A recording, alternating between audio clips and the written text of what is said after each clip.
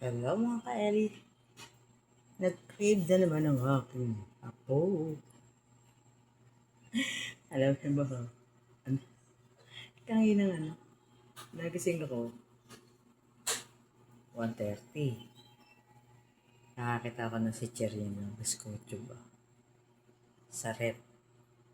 Siyempre, hindi naman ako bumili nun. Tinanong ko, kakainin pa niya yon. Pero kumuha ko sa One Piece.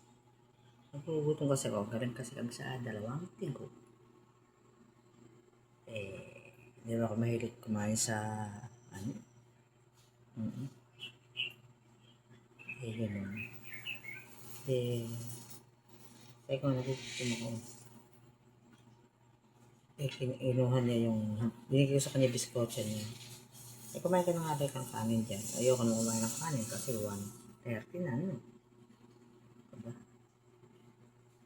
Maya. Nakisa ako atas 4. Nakita ko nga itong Jollibee sa mesa.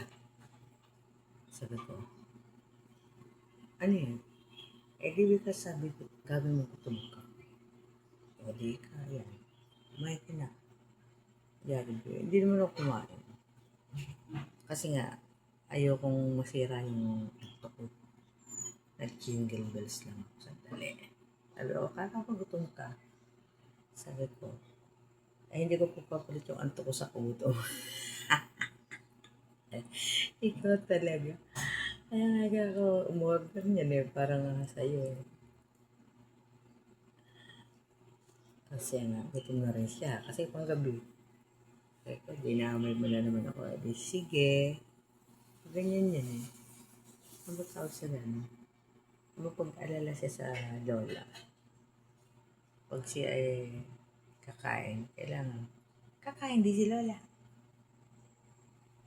Yan. Pero hindi ko maubusin yan. Spaghetti at saka yung tinapay ang kakainin ko. Yung chicken. Kay Tito Kuya na. Tarugpe. Ininit ko na yung kanin. Kanin ang kakainin niya. Ako ito na spaghetti kakainin.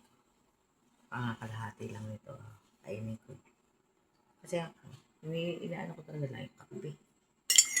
Inisal ko, kape kayo dyan.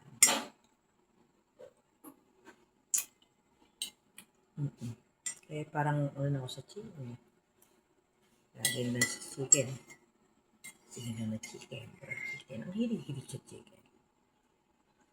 Alam mo kasi ma-order sa Jollibee sa puro chicken sila. Ma-chicken. Sila'y ma-chicken. Nandito na lang ang aking video. Thanks for watching. Kain tayo guys. Kain tayo.